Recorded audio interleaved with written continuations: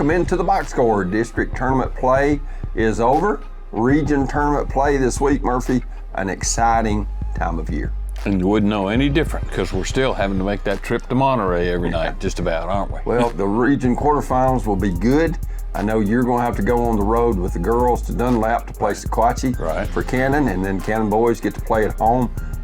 And those home region quarterfinal games, they make things a lot easier. I'm excited about that. We won both boys and girls games at their place and our place both. So keeping my fingers crossed, we should be able to get past the first round there in those games. It's interesting that we're playing Sequatchie in both the boys and the girls. Let's go ahead and look at the District 8A girls bracket. Of course, Gordonsville boys and girls win the district tournament championship. Go Tigers. In the same year for the first time since 1998.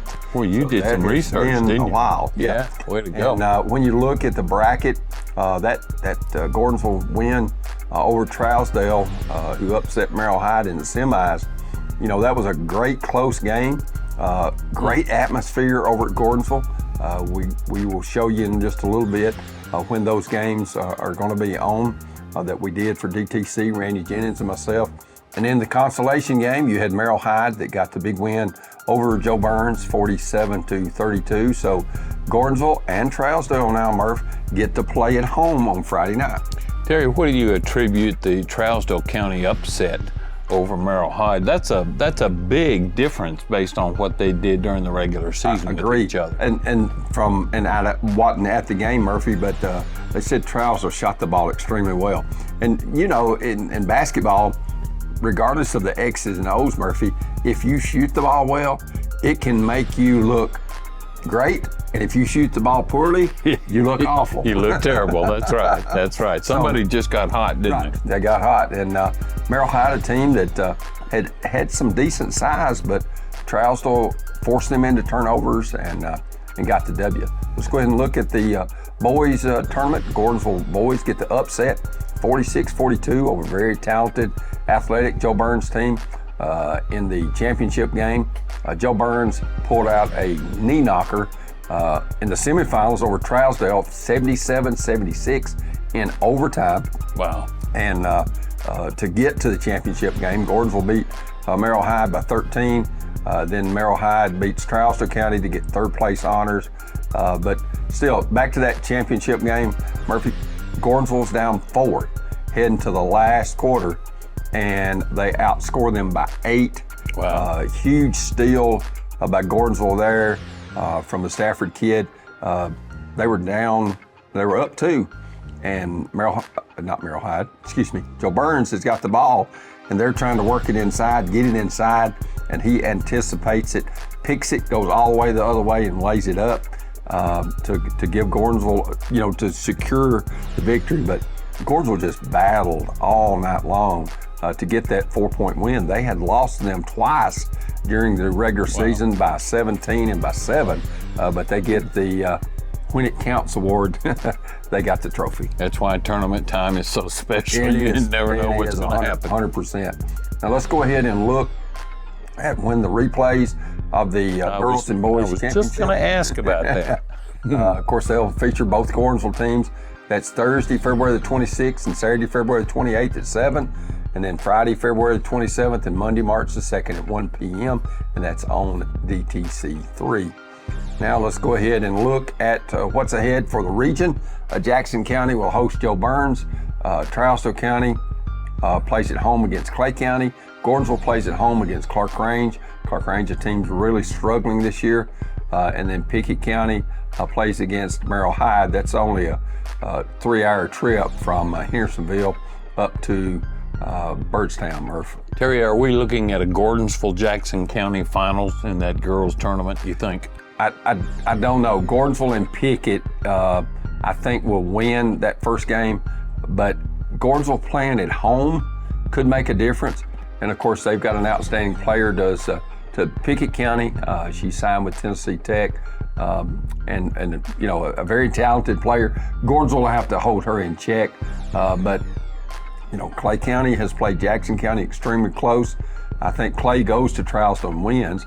But that Clay Jackson game and that Gordonsville and Pickett game, I don't know that there is going to be a substantial favorite. Still some great 1A basketball in the Upper Cumberland, right? Yep, that's for sure. Let's go ahead and look at the boys bracket. Jackson County hosts Trousdale County. Joe Burns will host Clark Range. Gordonsville will host Clay County. And Pickett County will host Barrow Hyde. That Gordonsville-Clay County Tigers better be down off their cloud from winning because Clay County, they've got an Adams kid that's quarterback on their football team. He's extremely talented. And if I'm not mistaken, Clay County, I think, beat Gordonsville at Salina when they played in the regular season. I really think Pickett beats Barrow Hyde by a lot. Joe Burns and Clark Range, I believe that'll be a close game in Cedar Hill. Clark Range getting to make the 2.5-hour trip or whatever it is from Clark Range to Cedar Hill. Jackson Trousdale, I really think Jackson at home after that big win over Pickett in the in overtime in the District 7A championship. I think Jackson rides that wave of momentum into Gordonsville into the semifinals. So you're saying, despite the fact that they're a number 4 seed, Clay County may be the best 4 seed 1A team around. Well, right? they're talented, and you know, and Murphy, you know, like I do, basketball in the Upper Cumberland, it's king or queen. Yes. And you know, not that Gordonsville's bad. They're not. They're playing well, and Coach Bibb's doing a good job with them. But there's no cupcakes when you get to the region tournament. No, that's true. I could play really well and still get beat by another really well team too. That's true. And Gordonsville playing at home is a big advantage. Oh, and, no doubt. You know, they get to play at home not only in the quarterfinals where they were the higher seed, but then in the semifinals and then possibly the finals. And if you win the finals, Murphy, you get to host a sub-state like Gordonsville did a few years ago when they went all the way to the state semifinals under Greg Bibb. Let's go ahead and look at the District 6AA tournament. Of course, it was held at Monterey. York beat Monterey by 50, and then Smith County beat Cannon by 14. And then York wins for the 18th or 19th straight time over Smith County, dating back to 2017, 44-40 in the championship game. And Cannon beats Monterey in a game that a lot closer than most people thought, Murphy, 54-46. Absolutely. And I can't help but wonder what's going on in Jamestown, Tennessee, that their girls are such great basketball players. That's what they do, and they're good at it. Let's go ahead and look at the boys bracket. Cannon County gets the victory over Monterey, 79-40. Smith over York, 76-28. And then we'll talk with head coach Layne Bussell from Smith County a little bit later. Murph, you and I had the call on that for radio for Cannon and Smith, and it was just a great atmosphere and fun to be a part of, win or lose. That's right. It was just, you know, that's the type of game as an announcer you love to be in. Oh, without a doubt. And the way that those two head coaches, Coach Bussell and Coach Nave, love each other. Right. I mean, he has all but said that when we've had other interviews. Right. And that's the way the game's supposed to be. Right. You know, be a sport about it, but certainly we got out-coached and we got outplayed in that game. Smith County gets its first district championship on boys' side since 1990. That really surprised me. I didn't know it had been 30-something 36 years. Golly. And York beats Monterey 66-50 in that consolation game. Let's go ahead and look at the girls tournament. Of course, some of those games are going to be moved or have been moved, and as I flip through my paperwork, the Grundy County at Monterey game. Other way around. Yeah, Grundy. Monterey at Grundy. Well, that's right. Monterey that's right. At Grundy. Grundy won. That game is still at 7. The Smith County and Bledsoe County game, next line down, it'll be at 6. And then on the other side of the bracket, you got York and Marion girls in Jamestown. That game's at 6. And right now, the Sequatchie and Cannon County game may be moved to 6. They're not for sure, but right now it was at 7, but they're going to move that in all likelihood. I got word from 6. Coach Patrick that's going to be a 6 o'clock game. 6 o'clock game. Yep. So actually 3 of the 4 quarterfinal games. Murphy, I don't know that any of those games will be close, and I don't mean that ugly. I really think they'll be one-sided affairs. I think so too. Cannon County's girls had an easy time with Sequatchie's girls, even though we're going up against a number 2 seed from that District 5. I think Cannon County's girls have a great chance to win that one, and certainly Smith County over Bledsoe, I think, will be no reason to think that Monterey can beat Grundy, and you don't ever go against York, do you? Well, that's true, especially playing on the mountain in Jamestown. Right. That's right. All right, let's go ahead and flip it to the boys. Bledsoe County will host Monterey. That's going to be at 6 o'clock, according to Mr. Novak, the tournament director. Cannon County and Sequatchie County, it's at 7 in Woodbury. Then you drop down, Smith County and Marion County will be at 6. And then the Grundy County at York, right now it's still at 7, but Coach Powell at York is trying to get that game moved to 6 o'clock in Colmont in that region, quarterfinal games. Of course, the winners will advance to semifinal play. For the girls, it'll be at 6 and 7:30 on Monday, and then the championship Wednesday at 7. Of course, you've got to get to the championship, Murph, to get to sub-state play. Right, and our boys and girls have both been there in the last couple of years, so hopefully they know what that's all about, and we'll have some pretty good basketball to report on next week. Of course, the boys semifinals at 6 and 7:30 on Tuesday night for Monterey, and then the championship is Thursday night at 7. Then in just a week, on Saturday night, would be the girls sub-state, Murph. A lot of anticipation, I guess you'd say, for that on March the 7th, and then on March the 9th would be the boys sub-state. You got to win the sub-state in order to get to Murfreesboro in the state tournament. I need one more report. You and I have been doing this a long time, and we've done it a lot in Murphy Center too. Is it going to snow during the state tournament this year? It does every year. That is for sure. Well, we'll wrap this section up, and we'll have an interview with Layne Bussell of Smith County when we return, the Smith County boys coach. As we remind you, you're watching the Box Score, brought to you by Wellworth Bank.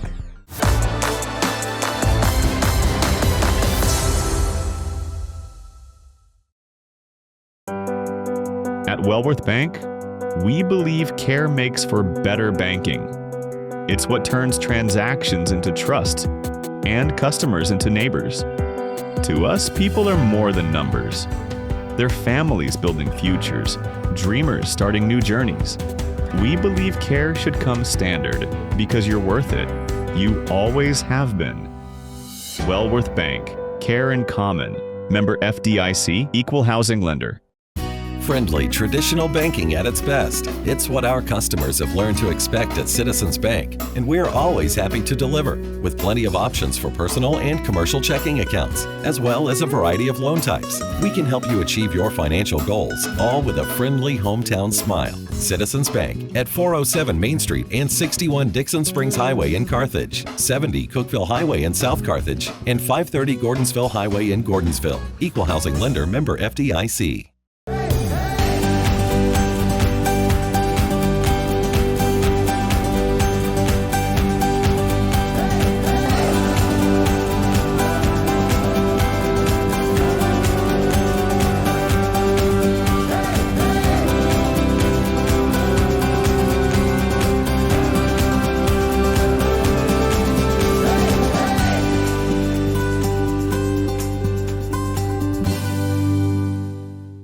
Why do our customers choose Homeland Community Bank? Because we're committed to providing top-quality financial services while focusing on those personal banking relationships that treat you like the friends and neighbors that you are. From checking and savings to loans of all types, including those focused on business, Homeland Community Bank is truly ready to meet your needs. Contact us today to make the switch to better banking. Homeland Community Bank. Banking by the people, for the people. Member FDIC, equal housing lender.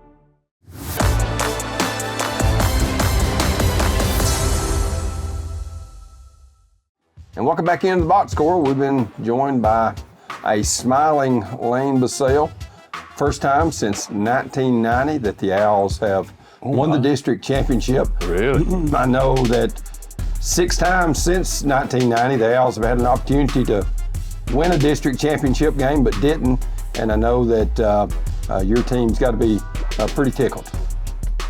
Oh, it's a big moment for our program. I was telling the boys before we started playing last night that a moment like this can be a huge shift in the culture here at Smith County, and get younger generations excited about basketball and wanting to play. I'm just really proud of the guys, and it was a lot of fun. I have a feeling we might see Coach Nave in Cannon County again. Coach, that wouldn't surprise me a bit, but I did want to compliment you and also the Smith County fans. I'm telling you what, they were vocal last night. Maybe it's because we were right on top of them where we were broadcasting from, but I'm telling you what, those fans played a big role, I think, last night in your win. Absolutely. It was nice to see the Owl Nation out there in full force. It was really loud, and we had prepared before the game knowing that. And we strictly communicated on hand signals last night because I know there was no way we were hearing each other in that environment. I'm sure. Coach, you'd played Cannon County twice. You'd won at Carthage 59-54 back on January 23rd. You went to Woodbury, had a 10-point lead in the third quarter. They came back, got a 59-53 win in Woodbury, and that was right the last game of the regular season on February the 12th. So going in, Coach Nave likes to scout as much as Layne Bussell does. Mm-hmm. So you'd probably seen them numerous times on film and numerous times live, just like they have. So there wasn't much hiding, I guess you could say, what the other team was going to do. Yeah, if you go back and watch the game again, when Coach Nave calls a play, our whole bench is yelling out what the play is, and vice versa. We both know each other very well. Mm-hmm. Listen, I love Coach Nave and his coaching staff. They're so great to work with. It's hard beating a guy that you really like. I mean, I enjoy it and everything, but Coach Nave walked through the handshake line and said, "Hey, man, I love you, buddy. Congratulations." And it's just cool to have that kind of camaraderie with a coach with a big rivalry like that. Coach, I can't begin to tell you how much that warms my heart, because all too often on TV we see coaches just almost like they're afraid they're going to get a disease if they shake the hand of the opposing coach. And we need to remember that, yeah, it's a basketball game and it's a district championships, but it's still a game. And we need more of that, I think, and I'm glad to see what I saw last night by the kids and by the coaches and by the fans alike. I thought it was the way it's supposed to be.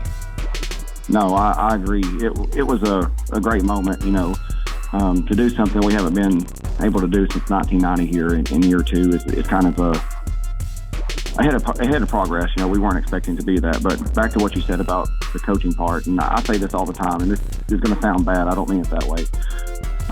Coaches, we have enough people who think they can do our job in the stands better than us. And so when I walk through that line and see other coaches, I want them to know I got their back and I'm here for them. If I can help them in any way, I want to do it. I just think it needs to be more for brotherhood than it sometimes is. Hopefully we can change that, share the games, share ideas, and be better basketball coaches instead of being enemies. Well said, Coach. All right, Coach, let's talk about the game a minute. You get down 8 early, 14-6. You're down 20-15 after the first quarter, but then you had a big second quarter. You lead 30-29. It's 40-40 after 3, and in the fourth, Tyler Jones hit 2 big buckets to give the Owls the lead, which was for good. But of course, they got it down to 1 at 59-58 with 15 seconds left. And then after Cooper Williams, who was outstanding with 30 points, 18 of 18 from the foul line. Right. Cooper makes a couple free throws, puts you up 3, and then Miles Alexander has got a 3 to tie it, on the left wing with about 4 seconds left.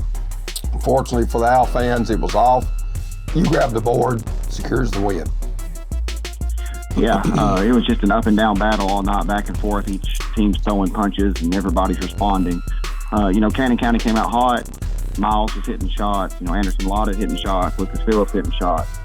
And I was proud that we went, blow to blow with them, because they could have just ended it right there. But scoring 20 in a quarter is not what we want to do defensively. much better defensively in the second quarter, obviously. We held them to 9 points, take the lead going into half. And, they hit a three at the end of the quarter there to get it to that. So third quarter, pretty much a stalemate. And then the fourth quarter was just, Anderson he did make a big three. Lucas made some big plays. Miles made some big plays. And I was just proud of us for making the right decisions, making the right plays. They were running and jumping, trying to trap Cooper and Tyler. And we were patient, got fouled, made layups when they gave them to us, and just made the right decisions. And all the tough games that we had earlier in the year, where maybe we didn't close out a game, it prepared us for last night. And we talked about that in the locker room. Like, all the situations we put ourselves in by playing tough schedule and practicing that way has made us ready for this district tournament. Coach, I kept thinking that Cooper Williams was going to miss a free throw at some point in time, but 18 out of 18 is just incredible. Is that a major point with you at practice? Do you have all your guys shooting a lot of free throws, or is that just what Cooper Williams is all about? Well, Cooper is great at that, but he was on an interview last night and he said, Coach makes us make 20 free throws before practice is over every single day. And so, wow. We shoot 20 free throws. You have to make 20 before you leave, or we move on to the next drill. It's like a water break for us. We say, hey, our water break is shooting free throws. So when it's time for us to drink water, we shoot free throws. We get tired as we can. We go really hard. Then we shoot free throws. So it's more game on. Wow. Well, Coach, it's not like he was shooting a terrible percentage coming in, 78%, which I'm sure you would take from any of your players.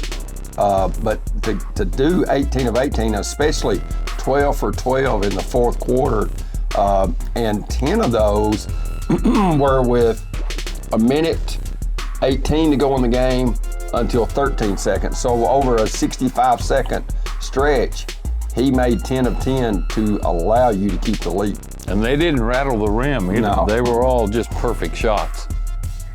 Yeah, he was clutch last night. The ball kept getting in his hands. They kept fouling him, and he kept making the plays to win the game. I've heard a famous adage that free throws win ball games, and last night that was actually exactly what won us the game. Without a doubt. It makes me wonder, did you put something in his drink at halftime? No, I didn't have any of the Michael Jordan special, nothing like that. It wasn't there. I wasn't there. Well, Coach, he had 16 in the first half and really was your go-to player. He had 16 of our 30 points, 6 in the first quarter, 10 in the second, and he was a perfect 6 of 6 from the line. After Sinclair goes out, Coach, you're down by 5. I wrote it down here in my book. Mm-hmm. He goes out with the ankle injury and, of course, does not return. How big was the freshman Knox Jones stepping up in a big-time situation? To me, I guess region championship would be bigger, but to this point, a district championship game, and I thought he was very calm, cool, and collected. 100%. I couldn't be more proud of him. When we were at Cannon, he was putting that moment the same way because Morgan fouled out early, and he didn't handle it as well. Knox is a young player. He's a freshman, but he's very mature in his age. And he walked back to the huddle as soon as the game was over with. He goes, guys, that's my bad. That's my fault. And I could tell that he wasn't going to let that make that mistake again. And last night he proved it, and he settled down. He made the right plays. He played within himself. He didn't try to do too much. He defended. He did everything we asked of him. I couldn't be more proud of him. Coach, tell us a little bit about Morgan Sinclair. I know he had an injury in the second half, and I never saw the young man again last night. Is he going to be okay? Yes, I think he's okay. It's just an ankle tweak. I actually had him in class today. He's hobbling a little bit, limping, but I think it's not serious. We're going to try to rehab him and have him ready for Saturday. Good. Coach, when you look now, it's what's ahead. Yep, it's good that you got the district championship, but this is not the end of the road. You've got a Marion County team coming in at 12 and 15, the number 4 seed out of 5AA. Tell us what you know about the Warriors. Marion, great athletes, football school. They've had a really good football year, and some of those athletes play basketball as well. They're quick, they're up and down, they like to put pressure on you, they like to trap. It's going to be a challenge to make sure we handle the pressure and make good decisions, kind of like we did last night. We just got to repeat that. I know they don't have a lot of size. They're not big. So it could be a good spot for Lucas Cornwall. But we got to come out and play and compete, and we'll see what happens. Coach, they've also got a lot of speed. Their head football coach's son is one of their starters, and they don't mind running up and down the floor all night long if that's what it takes. Yes, I expect the pace of play to be very high. We're looking at a lot of possessions, probably a high-scoring game, but I'm here for it. It's going to be a lot of fun. Coach, how important is it that you get to play Saturday night at 6 o'clock at Bill Landers Gym? Oh, if we have the same environment we had for the district championship here for the first round of the region, it's going to be electric. It's going to be fun. It's going to be loud, and I think that it will definitely affect the visiting team. Coach, I think there's a pretty good chance. We've got some pretty good teams, even though there's only 4 of them in our district. But it wouldn't surprise me at all if all 4 of our teams, even Monterey, come away with a win this weekend, and then all of a sudden it's all District 6 all over again. Yeah, that's a possibility. I know Bledsoe County is a really strong team. They're senior heavy. I think they've got 7 seniors. They're big and strong and athletic. That's Monterey's matchup. That'll be tough, but I think they can pull it out if they just play their game and do what they do. And then, York and Grundy could be a good game. I could see that. Grundy plays like a relentless pace. They play really hard and play really, really fast pace. Coach, when you look at Cannon-Sequatchie, that's the first matchup for Cannon, and they kind of dominated that other district when they played them. And just going purely on that, you got to think at least 3 of our 4 teams would have a chance. But, everybody starts region play at 0-0. So it really doesn't matter what the record is because it's win and advance, lose and go home. Yeah, everybody's back in 0-0. That's what we say all the time, 0-0. But yes, it's relieving to see that the Cannons had some success this year with that district. I think they've played everybody but Grundy, if I'm not mistaken, if I have to go back and look at it. No, that's correct, Coach. Yeah, that's correct. Okay, they played everybody but Grundy, and they've handled it pretty well. I think they've beat Sequatchie by about 20 each time, and they've beat Marion about the same. So it is relieving, but, you're going to get somebody's best shot on a go-home night. So I kind of throw the records and the scores and stuff out the window and just try to prepare the best we can. Well, we've played so many games in Monterey, and we've still got a lot of games to play up on top of the mountain too. So that ought to be almost like a home floor for teams in 6AA, don't you think? I think that will definitely give it an advantage by all the games we've played there and the lack of the games the other district has played there. I 100% agree that that's going to be a big advantage for us. Of course, the region games, they give you the option if you're that first round host. Right. If the other team agrees of moving that game to 7-6, Smith and Marion's at 6, Bledsoe and Monterey's at 6. York, which is Rodney Pyle, is trying to get their game moved from 7 to 6. But when I talked to Coach Nave earlier today, he said that Cannon-Sequatchie would be at 7, and he said it wouldn't surprise him as soon as our game was over if you didn't try to get over there and watch the fourth quarter. Well, that would take a lot of work and a lot of driving, but don't put it past. Well, you could always take the Smith County helicopter. It'd be a whole lot quicker that way. Well, if I had that kind of money, I might purchase me one, but I don't. Like I'm just a lowly teacher.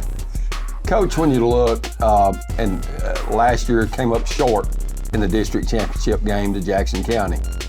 And now in year 2, you have gotten over the hump, broken the 36-year drought. What are you preaching to your team not to get the big head and not pat yourself on the back too much? Yeah, enjoy that, but the big picture is this. We want to get back to the sub-state for the first time since 1991. Wow. Yes, sir. Visualization is something we have talked about in practice. Before every practice, we get together, we talk, and we look up on that wall, and I said, guys, I want you to visualize a banner. I want you to visualize this is what we're doing this year. And the boys are bought into that. That's what one of their main goals is to hang a banner on that wall. And it's great. We won the district. We've ended the long drought. That's fantastic. But, I think last time I spoke to you guys, something we talked about, I think Murphy said something to the effect of, y'all are going to be really good next year. And I said, no, we got to be good this year because nothing's promised next year. We don't know what's going to happen in the future. Let's just focus on now be the best that we can possibly be, try to have that successful year and keep our momentum going forward. That's our goal. Put that banner on the wall. Well, Layne Bussell, we appreciate you visiting with us. Good luck to the Owls on Saturday night at 6 o'clock at Bill Landers Gym in Carthage as they face Marion County in the region quarterfinals. Go get them, Coach. Thank you, guys. Appreciate y'all. Okay, and we'll take a break. When we come back, we'll be talking with Terri Brock, the Gordonsville girls head coach. They won their district tournament, and we'll talk to her when we return to the Box Score, brought to you by Wellworth Bank.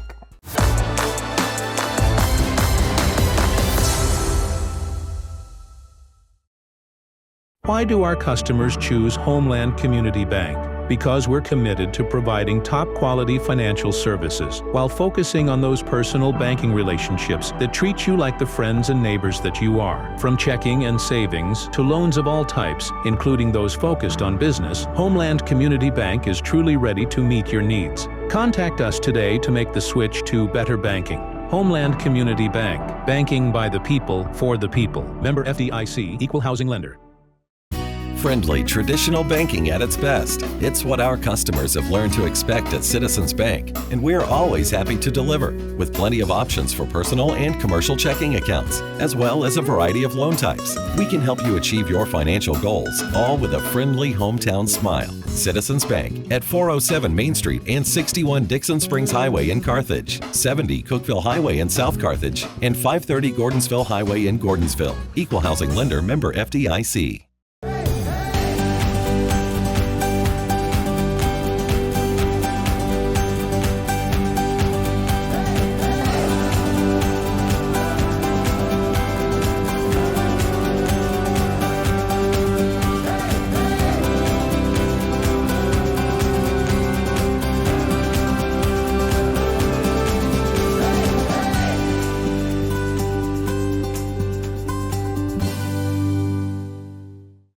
Regardless of where you call home, you can relax even more when you trust DTC Security to keep tabs on your home and your family's safety.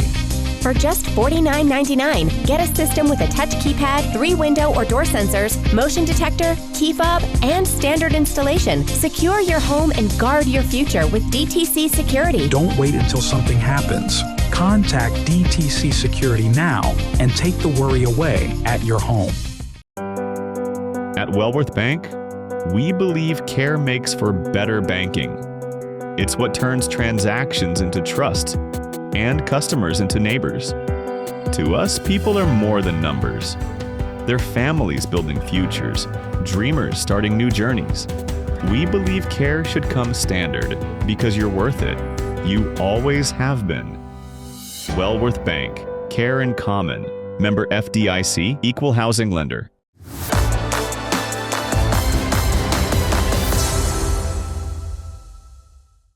And welcome back into the Box Score, brought to you by Wellworth Bank, our title sponsor.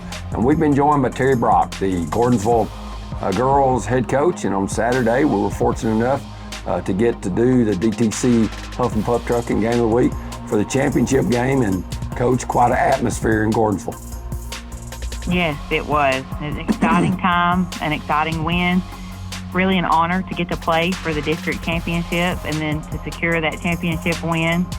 Super proud of my team and really thankful that they got to experience that and that our fans got to be there and experience that as well. Coach, how many of your girls are seniors? I know Smith County, for example, their boys team and girls team don't have a senior on either one of those teams, so they're going to be back next year. What about your situation there in Tigertown? Our situation is a little bit different than that. We actually have 4 seniors, and all 4 seniors have a huge contribution to our team, and they all play different roles and different style players, but they all have a significant role. So very thankful of the success of the season that we've had so far, especially for those seniors, because they've put in so much work, and they're great kids on and off the court. I've really enjoyed my time with them, and so for us moving forward, that's the reason, one of the main reasons that I really want our team to go deep in the postseason is for them to experience that, it being their last go around with it, and knowing how hard they've worked to get to this point. I have 4, like I said, Mackenzie Heron, Molly Story, Bailey Trusty, and Dariana Bell. And when I tell you that these are all great kids, and I look forward to practice every day with them, that just makes it that more special, I think. Coach, when you look at Dariana Bell, the other night I thought she was huge from a free throw line, and also how active she was inside, just relentless on the boards. Yes, she had 2 good games back-to-back there in the district tournament where her shooting percentage was really high, but like you said, defensive rebounds, and then a lot of good help on the defensive end defending the paint. So she's one that I was extremely proud of, and she's one that has gotten a lot of experience this year, and this is her first year to really get that. So I feel like she has stepped up here at the end in the postseason. Her decision-making's really grown throughout the season. So I'm excited for her, and she's one that is possibly thinking about playing at the next level too. So if she keeps playing like she played these last 2 games, it will be a huge difference maker in our postseason. Coach, for our viewers who, like me, don't get a chance to see Gordonsville play very much because we're busy following another team, but who are you all scheduled to play once your regional tournament begins? So we open up on Friday night, the first round of the region. We host Clark Rains. They were the 4th place team in that 7A district. So that's who we face first. And at this point, honestly, we're just taking it one game at a time. I think that's all we can focus on right now. And then, it's survive and advance is what we are at now. So our focus is on Clark Rains. We've played them 2 times in the season so far. And they've got, obviously, Coach Rogers. He is a veteran coach. Most wins in Tennessee, I think, at this point under his belt. So he'll have his team prepared. He's got some players that have a lot of talent. He's got some shooters. He's got a really good ball handler at the point position. But we're preparing for that, and we're excited to host them on Friday night. Does he still whistle all the time at his girls? That's the one thing I can remember about him during the state tournament. You could hear him over all the noise that was in Murphy Center. Yeah, if you watch back on film, like watching our games from the last time we played them, that's what you'll hear, that whistle just kind of echo through the gym, and you know exactly what that is. Terry, it's kind of like that guy at Vanderbilt baseball games. Yeah, he's that loud. Coach, you're 25-4 now and just having an outstanding season. I know you don't want to rest on your laurels, and you, along with the boys, winning the district championships for the first time in the district tournament that both teams have won since 1998. So, when you make an accomplishment like that, that has to have your fan base excited. I think so. We had a great turnout for our games. The boys had an excellent turnout, an exciting environment. Of course, 2 years ago, the boys team had that deep run. And I wasn't at those games because I wasn't a part of the community just yet, but I've heard, especially that sub-state game, just how amazing that atmosphere was for Gordonsville and how the community came out. So I'm hoping, being able to host this region tournament, I'm hoping that's what we'll see over these next few games. And someone gave me that little tidbit the other day about it's been that long since 98, since both the boys and the girls. And I thought, now listen, that's creeping back really close to my high school years. So that for sure has been a long time. Coach, Gordonsville has a habit of whatever the sport is, they go deep in the playoffs, deep in the tournaments, deep in the baseball season, softball.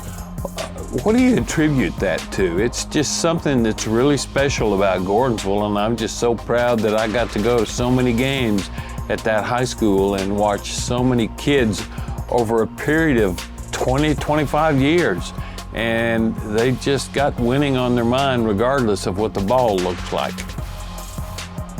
I think there's something to be said about it being, we're small, we're a single A school, and I'm coming from a community where it's a larger community that I thought was small until I really got to Gordonsville. And I think there's something to be said about that family.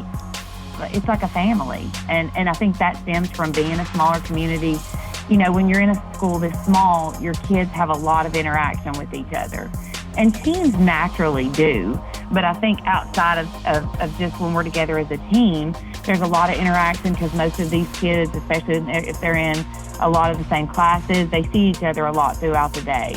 I also think I attribute it to, I think Gordonsville's done a great job of emphasizing how much these student athletes put in to their sport, and I think Gordonsville does a good job of supporting them with that. And I think when your student athletes feel supported and know that they're appreciated and valued, I think that makes a huge difference as well. They don't want to let the fan base down, do they? No, and I think the whole community is vested in our athletes and in our sport, and that just gives it another level of importance and significance. And I know, I've been a part of sports my whole life, and everybody told me when I was considering taking this job that it was a special place here. And I think until you're in it and in this environment and atmosphere, you don't realize just how special it is. And our athletes too, they work hard as well. And I know the other sports, you just look at everything from, especially on the female side, softball, volleyball, soccer, flag football, last year being the first season. And all of those sports have had success. And I think for those sports too, I know, I'm around all those coaches. They have great leadership. That's another reason I was so excited to be here and even though it's a different sport, basketball is, there's still things to learn. I knew that I could learn from these other coaches that have been successful in other sports. And that's something I've tried to soak in here as well. So it's just a special place. Coach, I've got to beat the Brock train right here, I guess you'd say. First of all, you were named Coach of the Year in the district, and then your daughter for the regular season was the MVP. And I know she's just a freshman, and I know you never like to brag on your kids or Lily, but let's take one exception and tell you about just how special a player she is. Well, I think for both, it's really, our team everybody is looking to contribute this year. And that is what opens up a lot of things for each of my players, and Lily included. She's out there on the floor, no matter who's out there at any given time, with 4 other players that can score and can defend and can rebound. And really and truly, that just helps each of our players look a little bit better because of what we can put on the floor. And now I will give Lily credit. Lily works extremely hard. She loves the game and she puts a lot of effort in, but all my players do. I think it could have easily been any of those players. That's one of those things where that she was nominated by another coach, but I think any of my players could have stood out for that award.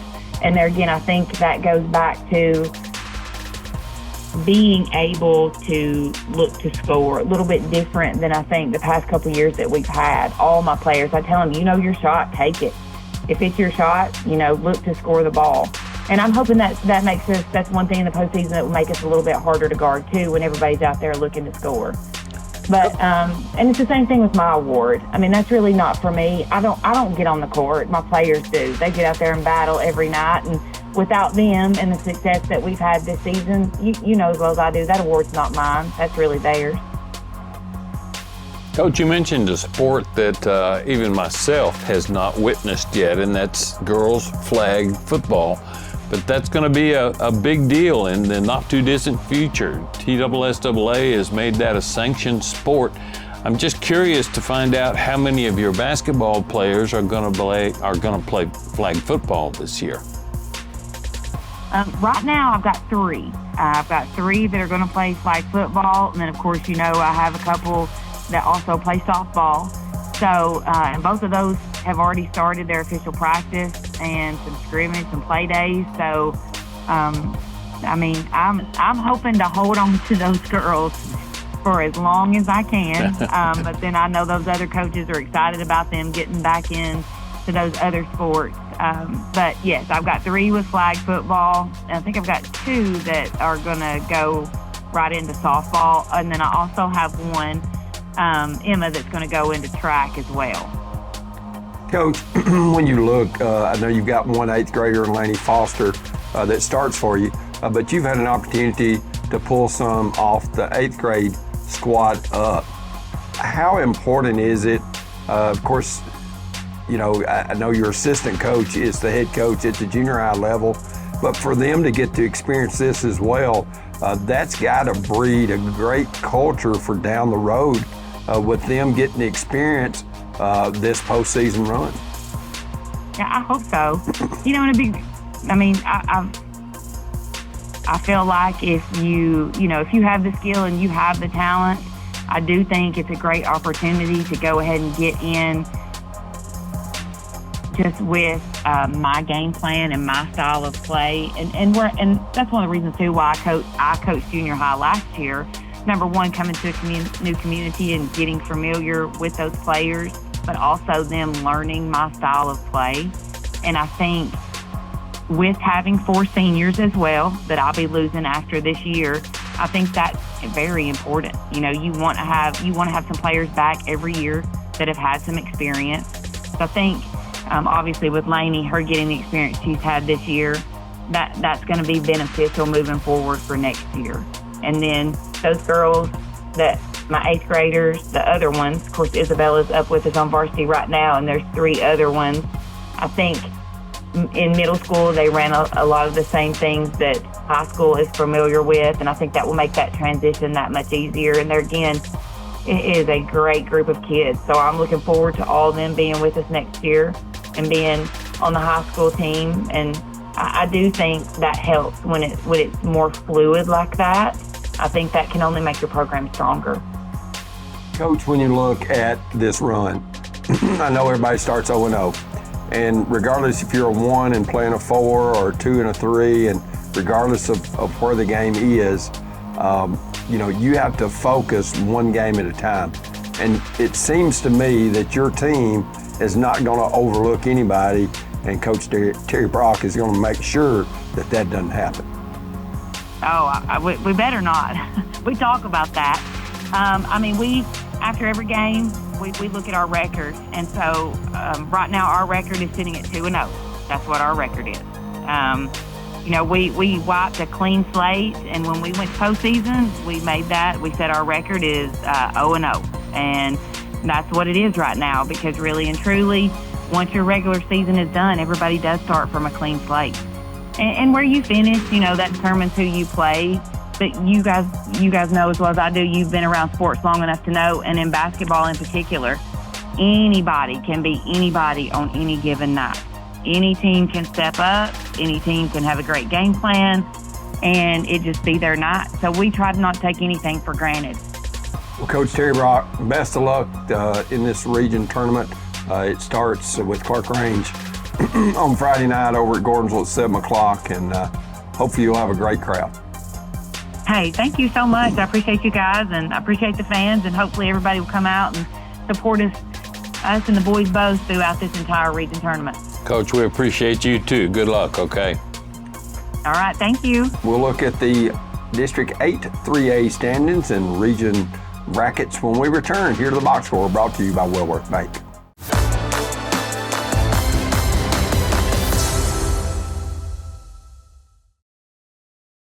Friendly, traditional banking at its best. It's what our customers have learned to expect at Citizens Bank, and we're always happy to deliver, with plenty of options for personal and commercial checking accounts, as well as a variety of loan types. We can help you achieve your financial goals, all with a friendly hometown smile. Citizens Bank at 407 Main Street and 61 Dixon Springs Highway in Carthage, 70 Cookeville Highway in South Carthage, and 530 Gordonsville Highway in Gordonsville. Equal housing lender, member FDIC.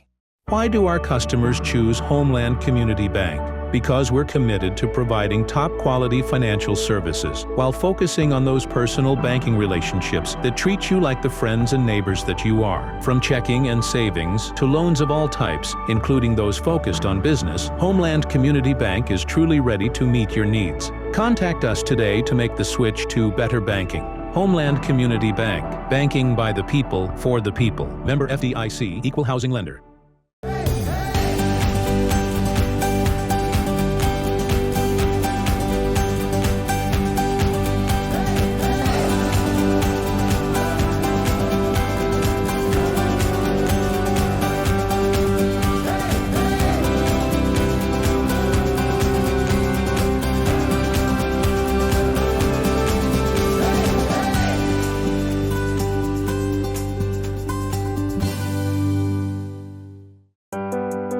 At Wellworth Bank, we believe care makes for better banking. It's what turns transactions into trust and customers into neighbors. To us, people are more than numbers. They're families building futures, dreamers starting new journeys. We believe care should come standard because you're worth it. You always have been. Wellworth Bank. Care in common. Member FDIC, Equal Housing Lender.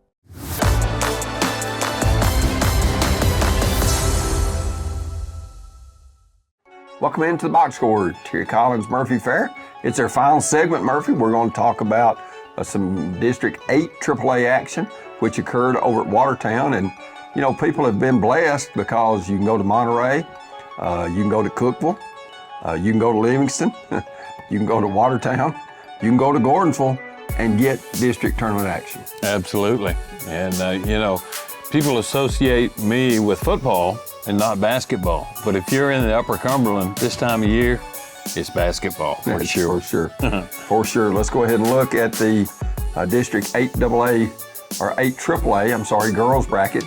Watertown gets a big win over Central Magnet, gets the championship and beats DeKalb County, who upset Macon County 38-33 in that other semifinal game. And then Watertown with a 64-46. So Brenna Price's team gets a district championship.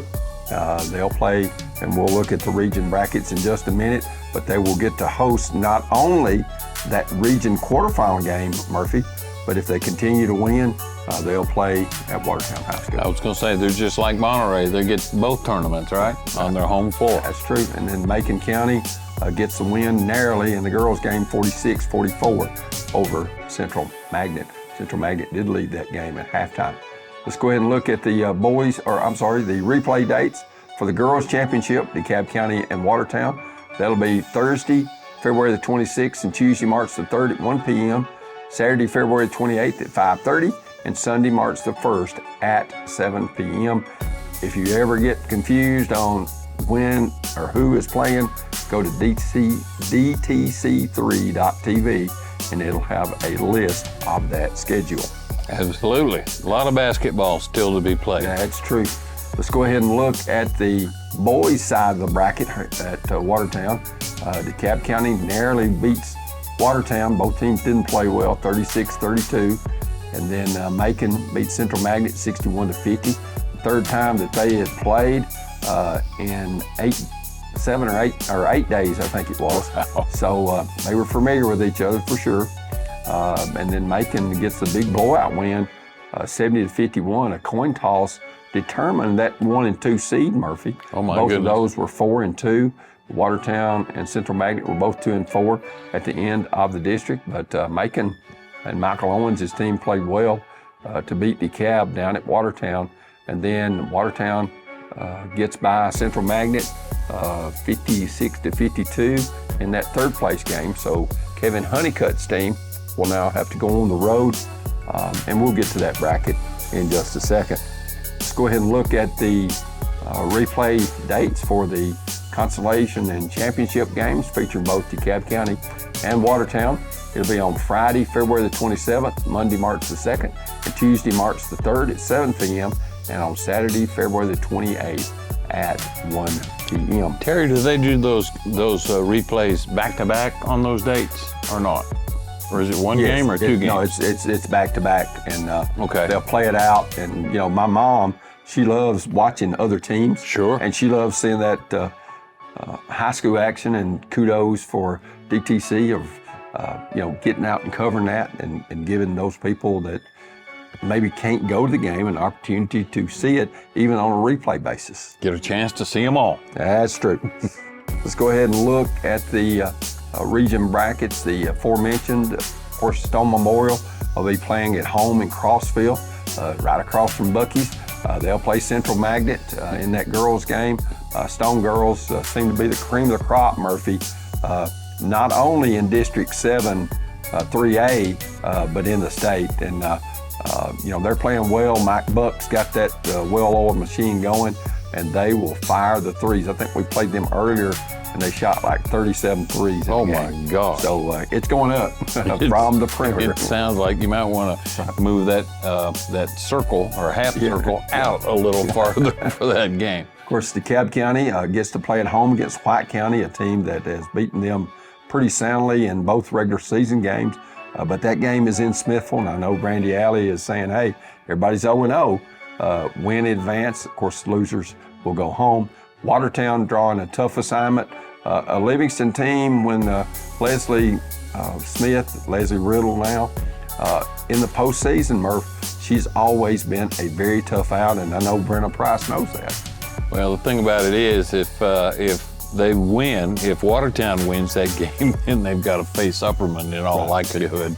Yeah. And that's a pretty doggone good boys and girls teams. Livingston girls go to Upperman this year and beat them in the regular season. So don't just pencil Upperman in the championship game, because I think they had 4 district losses this year. Did Upperman in the regular season. Macon County, a team that doesn't have a lot of size. I don't know that Upperman will have, but through the years, when Upperman and Macon were in the same district, Murphy, this was a battle. Oh, I'm sure there's a lot of generational play between those two schools. And especially when both were so good. Let's go ahead and look at the 4 AAA or 4 3A boys bracket. Baxter, the site of the Upperman and Central Magnet game. Alan Bush, former player at Cannon County, the Central Magnet boys coach. And they've got some length, but Upman's got the premier player in the state of Tennessee, and Ty Cobb. Baseball guy, right? Ty Cobb, he is good. Yes, he is. If you haven't seen him, you need to go. And then you've got DeKalb County. They're at home against Stone Memorial. Stone Memorial, a very good club. Murph, one that we saw earlier in Crossville, and Smith County played up there, and it'll be tough to get for DeKalb. They're going to play well at home. Absolutely. They love their basketball at both of those schools in Crossville. Then White County will travel to Lafayette to play Macon County. Of course, I'm sure that the Near White gym will be packed, and I really think that'll be a good close game. Interestingly, you mentioned Miss White. I actually saw her at the AAU tournament in Gallup, New Mexico when I was in high school back in the 60s. It's been a while ago. Yes, it has. Cumberland County boys hosting Watertown. Of course, that's going to be kind of a conflict of styles, because Cumberland County, they love their nickname's the Jets, and they love to run up and down the floor and shoot 3-pointers. And Watertown and Kevin Honeycutt, he likes to slow it down, so we'll see. Then, of course, on Tuesday, the 2 semifinal games at Watertown, and on Thursday, the championship game at 7 o'clock. Monday, the 2 girls semifinal games, and that's on March 2nd, and then on March 4th will be the girls championship. Thanks so much to Justin Malden, doing a great job for us. And for Murphy Fair, I'm Terry Collins. Good night from the Box Score.